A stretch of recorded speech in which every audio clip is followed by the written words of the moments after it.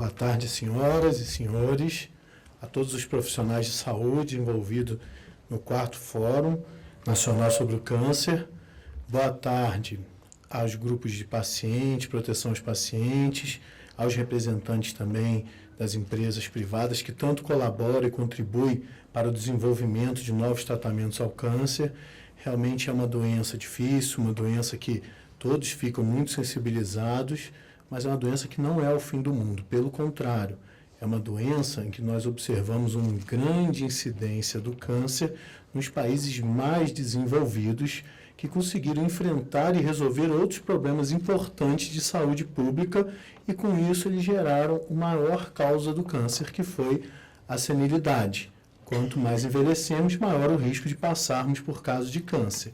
Então, é um tema, sim, complicado, quem passa na família e realmente assim, a gente que acompanha muitos anos, como a gente vai falar agora, é difícil, mas não é o fim do mundo. Pelo contrário, se a gente está aumentando a discussão sobre o câncer, é sinal que outros mecanismos de saúde pública têm funcionado muito bem, o que nos leva ao envelhecimento e ao maior índice de câncer. Então, é um tema, para mim, muito até difícil de discutir aqui com vocês, porque sou deputado federal em primeiro mandato, tenho aqui uma professora, uma pessoa que a gente tem admiração extrema, que é a deputada Carmen Zanotto, a nossa presidente da Subcomissão de Saúde na Câmara, uma pessoa sensacional, fantástica, os melhores projetos realmente envolvendo o tratamento do câncer, a prevenção, o diagnóstico precoce, o PL 30 dias, 60 dias. Então, só de dividir essa bancada, essa legislatura com Vossa Excelência, é uma grande honra para a gente chegando agora. E assim como a deputada Silvia Cristina, uma pessoa que sentiu na pele o problema, abraçou a causa e hoje é a presidente da Frente em Prol da Luta contra o Câncer. Esses são alguns colegas deputados representados aqui, os nossos colegas senadores, que é uma grande honra, tá, ter-os presentes aqui também. É uma casa de fundamental importância, onde ela pode iniciar ou dar continuidade aos processos que são iniciados na Câmara. Nessa primeira legislatura, a gente está aprendendo como legislar, aprendendo como conseguir aprovar leis, aprendendo como conseguir modificar o orçamento para colocar o recurso onde realmente é importante. E é claro que, antes de eu ser legislador, sou médico oncologista de formação, formado pelo INCA, no Rio de Janeiro. Também sou bombeiro militar, médico bombeiro militar. E eu realmente acredito que, com toda a humildade do mundo, eu posso contribuir no sentido de onde realmente essa alocação de recurso pode ter o maior impacto.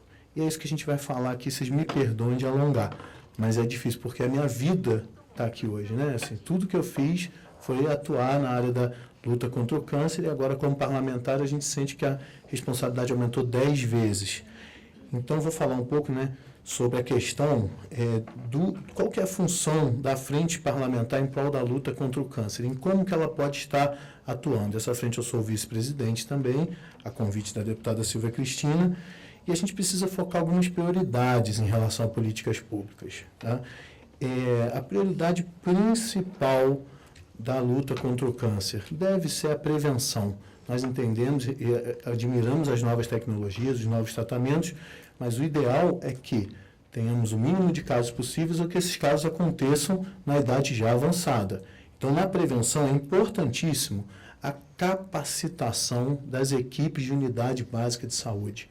A gente percebe como um foco que muitas vezes não é acionado, não é dada a devida atenção. E nós precisamos, sim, treinar as unidades básicas de saúde para suspeitar e iniciar um diagnóstico de câncer.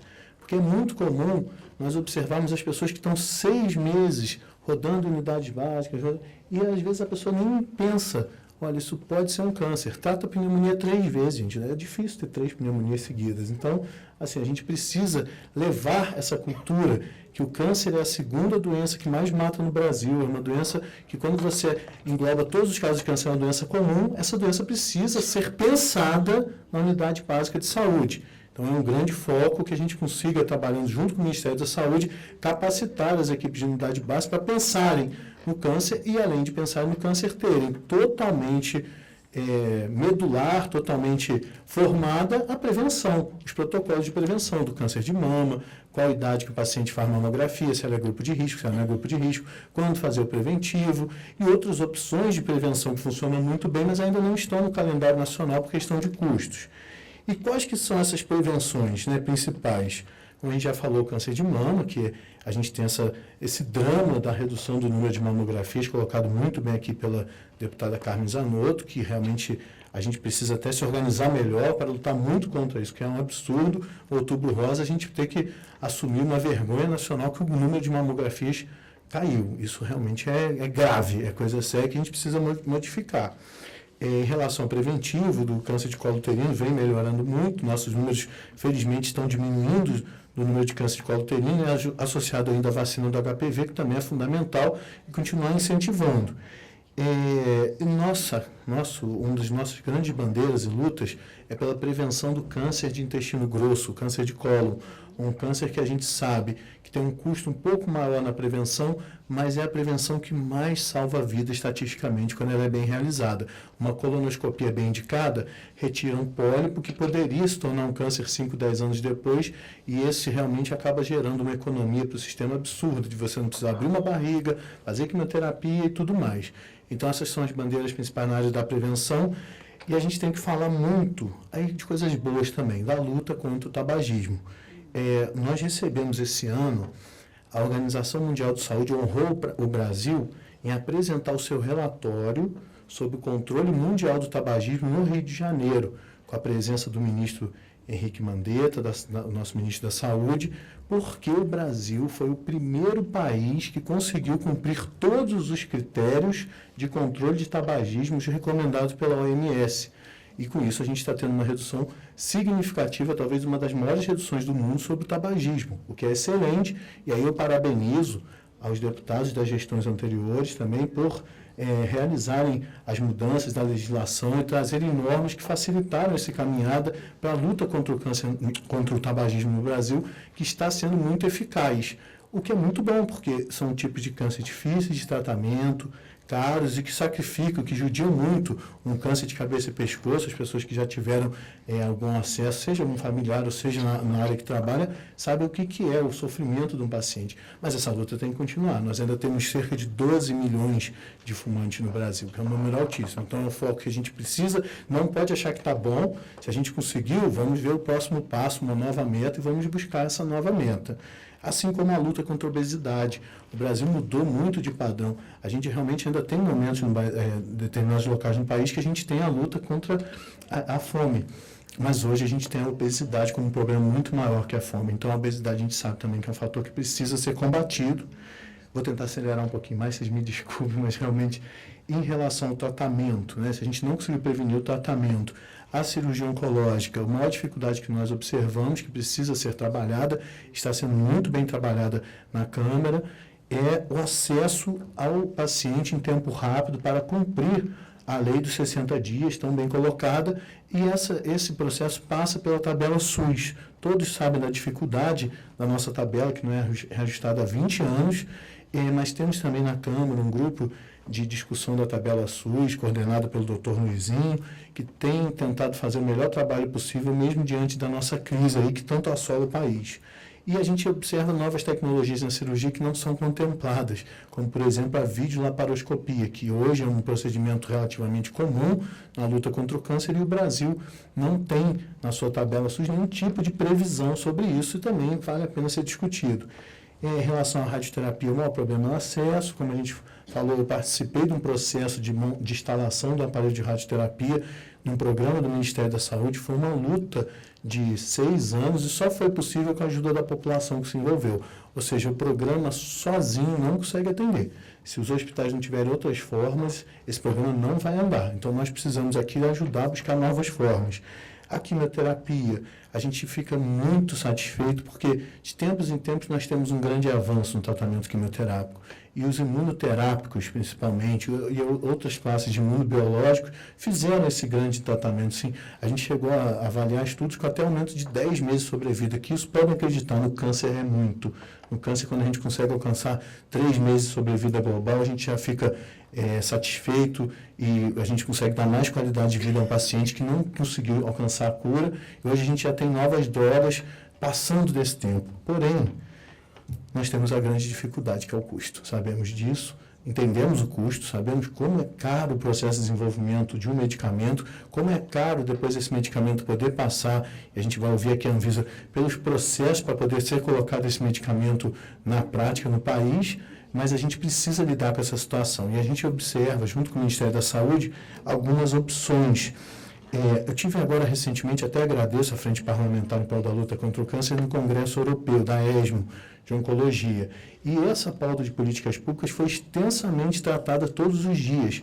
E uma das maiores importâncias que eu pude ver foi as escalas de benefício clínico, ou seja, avaliar realmente, através de uma organização, dos profissionais, quais são os medicamentos com maior benefício clínico e tentar incorporar esses medicamentos na prática. Isso é fundamental também, a gente acredita que é um processo que tem que avançar, a gente já tem alguns órgãos no Brasil que fazem isso, mas a gente precisa reavaliar para trazer esses medicamentos aos pacientes, os medicamentos principalmente que oferecem mais benefícios. E o governo ele tem se proposto a fazer, muitas vezes, isso através dos contratos de gestão de risco, dividindo com a indústria farmacêutica. Não, esse medicamento vocês confiam, é bom o medicamento? Então vamos fazer um contrato aqui de compartilhamento de risco. Isso facilita. Então, a gente já tem esperança nessas áreas todas. A gente está próximo do final, peço desculpa mais uma vez de alongar. Suporte paliativo. É triste, mas não tem legislação. A gente não tem fonte de financiamento, é um momento dos mais difíceis, mais importantes dos pacientes. Então, nós estamos estudando como, junto com o Ministério, desenvolver uma legislação, que possa atender o suporte paliativo também. Às vezes, o suporte paliativo ele pode ter, além de todo o benefício, conforto e atenção a quem realmente precisa no momento mais difícil, ele ainda pode diminuir o uso de quimioterapias desnecessárias. A gente sabe disso. Muitas vezes, isso é uma prática, as pessoas acabam forçando a quimioterapia para ter uma fonte de financiamento, erradamente, tá? Mas essa é a verdade, a gente precisa ser transparente. Então, está na hora da gente avaliar isso também. Agora, no final, a gente precisa fazer a gente tem que entender o seguinte, um país do tamanho do Brasil, 200 milhões de habitantes, um país que passa dificuldades, um país que perdeu o boom populacional, quando nós tínhamos muitos jovens trabalhadores e poucos idosos, esse país tem que se reinventar, mas ele não pode ser esquecido e nem perder a esperança com ele. Por que a gente está vivendo todas as dificuldades de hoje, seja da Previdência, seja da falta de financiamento, seja do aumento do caso de câncer? Porque em 1982 nós vivíamos em média 62 anos e meio.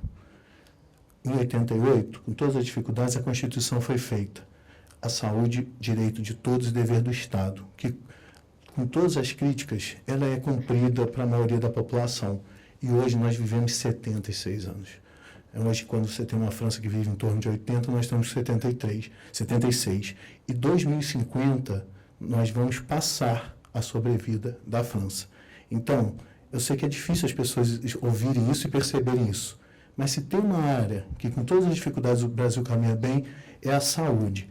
E com o câncer, que vai ser em breve a causa principal de mortalidade do Brasil também, a gente sabe que o programa de câncer vai evoluir. A gente não sabe em quanto tempo, mas vai evoluir e eu tenho certeza que o Brasil vai ser referência do tratamento de câncer e vocês vão fazer parte disso. Muito obrigado a todos, desculpa alongar e estamos juntos aqui. Conta com a gente.